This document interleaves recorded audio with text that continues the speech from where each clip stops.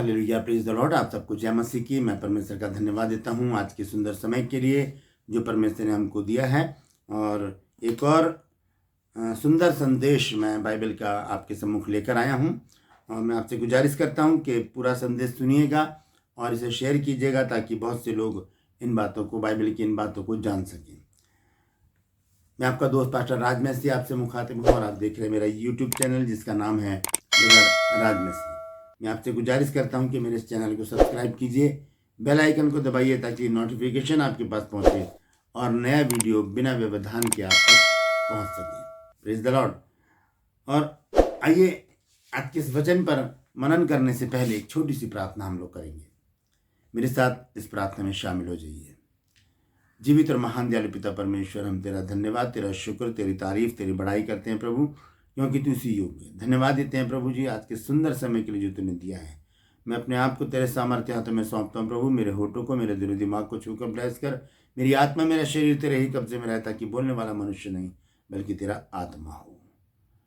जितने भी लोग प्रभु जी आज इस वचन को देख रहे हैं, सुन रहे हैं प्रभु जी, उन सभी लोगों पर प्रभु जी मैं प्रभु तेरी आशीष को प्रभु जी बोलता हूँ, आशीष को रिलीज करता हूँ प्रभु जी। और मैं विनती करता हूँ प्रभु जी, हर एक जन को आशीषित कर, हर एक की दुख, बीमारी, चिंता, परेशानियों को अपने सामर्थ्य नाम के द्वारा दूर कर। धन्यवाद देता हूँ प्रभु, तूने मेरी इस प्रार्थना को सुन लिया। प्रभु यीशु के नाम से मांगते हैं, आमीन।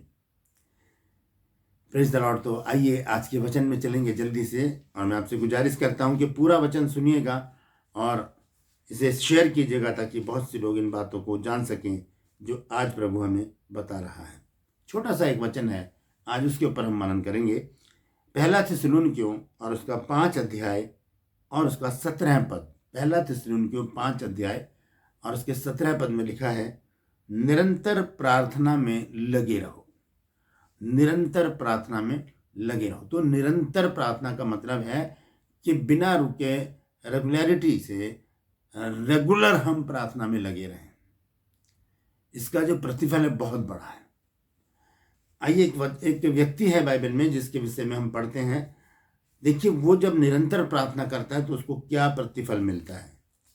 मैं छोटा सा वचन पढ़ के उसके बाद में उनके विषय में बताऊंगा कि वो क्या शख्सियत है। और वो अन्य जाति से था वो व्यक्ति, लेकिन परमेश्वर ने जब देखा कि वो निरंतर प्रार्थना में लगा है तब परमेश्वर ने उसकी प्रार्थना को सुन लिया। यहाँ पर मैं आपको बताना चाहता हूँ, प्रेरितों के काम 10 अध्याय और पहले पद से मैं पढ़ रहा हूँ। यहाँ लिखा है, कैसरिया में कुरनेलियुस नाम का एक मनुष्य था जो इतालियानी नाम पलटन का सूबेदार था।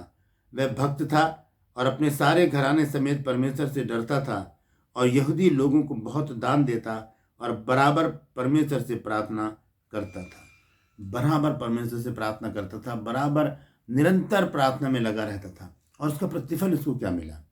एक अन्य जाति है ये, लेकिन वो कर क्या रहा है, वो पूरे घराने समेत परमेश्वर से डर रहा है, यहूदी लोगों को बहुत दान दे रहा है, भक्त है और वो निरंतर प्रार्थना में लगा हुआ है, निरंतर।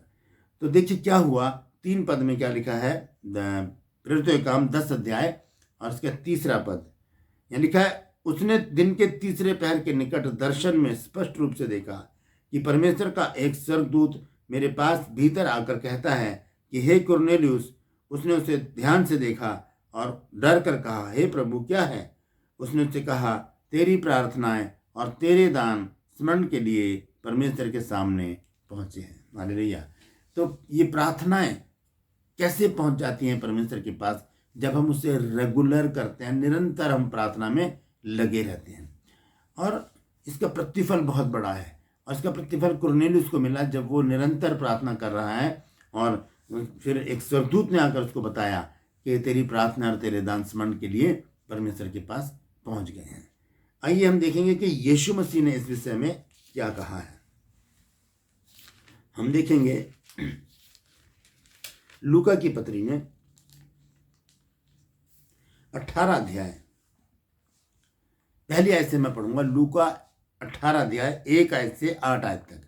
देखिए यहाँ पर यीशु मसीह निरंतर प्रार्थना के विषय में क्या कहते हैं। कहते हैं, फिर उसने इसके विषय में कि निरंतर नित्य प्रार्थना करना और हियाव ना छोड़ना चाहिए, उनसे यह दृष्टांत कहा।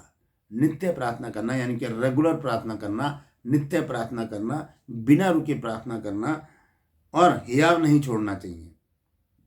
1 दिन, 2 दिन, 3 दिन, कितने दिन हम प्रार्थना करते रहें, हियाव ना छोड़ें। बस ये ध्यान रखें कि परमेश्वर एक ना एक दिन प्रार्थना को ज़रूर सुनेगा, क्योंकि प्रार्थना सुनने का भी एक समय है। और लिखा है यहाँ पर दूसरे पद में कि किसी नगर में एक न्यायी रहता था। अब यहाँ पर यीशु मसीह एक दृष्टांत बता रहे हैं। किसी नगर में एक न्यायी रहता था जो ना परमेश्वर से डरता था और ना किसी मनुष्य की परवाह करता था। और उसी नगर में एक विधवा भी रहती थी जो उसके पास आकर कहा करती थी कि मेरा न्याय चुका कर मुझे मुद्दई से बचा। बार बार एक स्त्री है और वो उस व्यक्ति के पास आकर कह रही है जो ना परमेश्वर से डरता है ना किसी की परवाह करता है। वो बार बार आकर कह रही है मेरा न्याय चुका, मेरा न्याय चुका, मेरा न्याय चुका। बार बार उसके पास आ रहे, निरंतर उससे प्रार्थना कर रही है। लिखा 4 आयत में, उसने कितने समय तक तो ना माना, परंतु अंत में मन में विचार कर कहा यद्यपि मैं ना परमेश्वर से डरता और ना मनुष्यों की कुछ परवाह करता हूँ, तो भी ये विधवा मुझे सताती रहती है, इसलिए मैं उसका न्याय चुकाऊंगा। कहीं ऐसा ना हो कि वो घड़ी घड़ी आकर अंत में मेरी नाक में दम कर दे। कहीं ऐसा ना हो कि वो घड़ी घड़ी आकर मेरी नाक में दम कर दे। और आगे लिखा है, फिर प्रभु ने कहा 6 आयत में, सुनो कि यह अधर्मी न्यायी क्या कहता है। तो क्या परमेश्वर अपने चुने हुओं का न्याय ना चुकाएगा जो रात दिन उसकी दुहाई देते रहते हैं, और क्या वह उनके विषय में देर करेगा। मैं तुमसे कहता हूँ वह तुरंत उनका न्याय चुकाएगा। तो भी मनुष्य का पुत्र जब आएगा तो क्या वह पृथ्वी पर विश्वास पाएगा। Praise the Lord. तो यीशु मसीह ने यहाँ पर एक दृष्टांत करके हमें समझाया है कि जब हम निरंतर प्रार्थना करते हैं, जब हम रेगुलर प्रार्थना करते हैं, तो हम अपना हियाव ना छोड़ें, हम प्रार्थना में लगे रहें, बोलते रहें प्रभु से, प्रभु मेरी ये समस्या है, प्रभु मुझे जॉब चाहिए, प्रभु मुझे संतान चाहिए, प्रभु मुझे घर चाहिए, मुझे प्रभु अपने मन में शांति चाहिए, प्रभु मुझे घर में बेदारी चाहिए, मेरा घर के लोग तुझे जानने लगे, प्रभु मुझे अपने घर के अंदर तेरा नाम चाहिए, प्रभु मुझे एक अच्छा समाज चाहिए, अच्छा घर चाहिए। ये सारी बातें जो भी हमारे मन में है हम उसके सम्मुख रख दें, क्योंकि प्रभु यीशु मसीह ने कहा है कि मांगो तो तुम्हें दिया जाएगा। और यहाँ पर भी यीशु मसीह कहते हैं लूका 18 की पहली आयत में, फिर उसने इसके विषय में कि नित्य प्रार्थना करना और हियाव ना छोड़ना चाहिए। प्रार्थना करते रहें, हियाव बांधे रहें। परमेश्वर प्रार्थना को ज़रूर सुनता है, देर ज़रूर हो जाती है, लेकिन वो प्रार्थना को सुनता ज़रूर है। उसका जवाब हाँ और आमीन में हमको देता है। Praise the Lord. तो आज के लिए बस इतना ही। कल एक नया संदेश लेकर मैं आपके सम्मुख फिर उपस्थित होऊंगा, और मैं आपसे गुजारिश करता हूं कि इस वीडियो को शेयर कीजिए ताकि और भी लोग इस विषय को जान सकें कि हमें निरंतर प्रार्थना में लगे रहना है। मैं आपसे एक बार फिर से गुजारिश करता हूं कि आज 20 नवंबर है, तो आप ज़्यादा से ज़्यादा संख्या में जंतर मंतर पहुँचिए सुबह 10 बजे, क्योंकि आज विरोध प्रदर्शन का दिन है।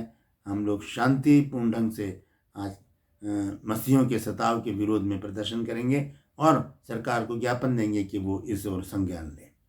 परमेश्वर आप सबको आशीष दे। Praise the Lord.